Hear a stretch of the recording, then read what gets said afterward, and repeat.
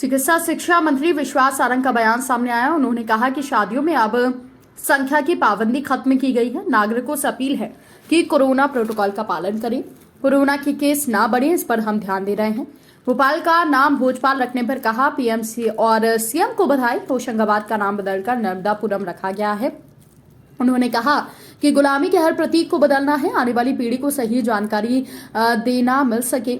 भोपाल का नाम भी भोजपाल होना चाहिए, ऐसी मेरी मांग है। गुलामी के सभी प्रतीक को बदलना चाहिए।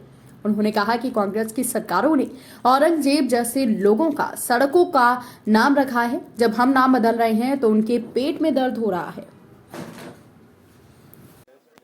47,986 एक्टिव केस हैं। कल माननीय मुख्यमंत्री जी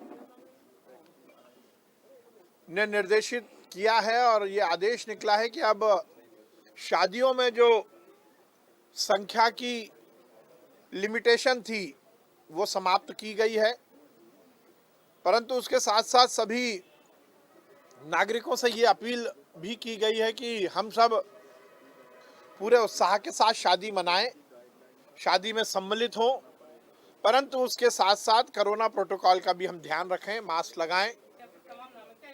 निश्चित रूप से बदला जाना चाहिए, मेरी मांग भी है और मैं ये प्रयास भी करूंगा। जैसा मैंने कहा, भोपाल का नाम हो या मध्य प्रदेश में बाकी हिस्सों में भी कहीं भी यदि गुलामी से के प्रतीक के नाम है तो वो निश्चित रूप से बदले जाने चाहिए। ये जनता की भी मांग है और ये हम सबकी भावनाओं को बलवित करने के लिए भी बहुत ज़रूरी है। तो मैं इसका पूरा प्रयास करूंगा कि वो नाम जो गुलामी के प्रतीक हैं उनको बदलने का काम सरकार करे। देखिए, कथनी कुछ है और करनी कुछ है। बहुत अच्छी बात है आरिफ मसूद जी गौ संवर्धन की, गौ संरक्षण की बात कर रहे हैं, परंतु वो केवल धरने और बयान तक सीमित ना रहें।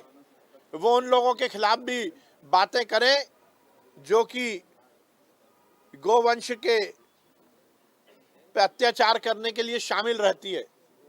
वो कांग्रेस के उन नेताओं के का भी आज भर्त्सना करें जो सरेआम जिन्होंने गो मांस खाने का अपराध किया था। ये केवल और केवल घड़ियाली आंसू से काम नहीं चलेगा आरिफ मसूद जी, और हम तो चाहते हैं आप आगे आओ। अच्छा है, आपका यदि हृदय परिवर्तन हो रहा है तो हम तो इसका स्वागत करेंगे, परंतु ये केवल बयान तक और धरने तक सीमित नहीं होना चाहिए। गौ संरक्षण और गौ संवर्धन के लिए वो केवल नाटक नौटंकी करने के लिए आगे नहीं आए, सच्चाई के साथ आगे आएंगे तो ठीक रहेगा।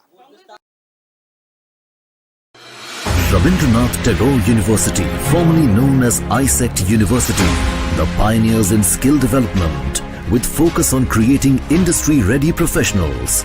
Join India's premier skill-based university, Rabindranath Tagore University.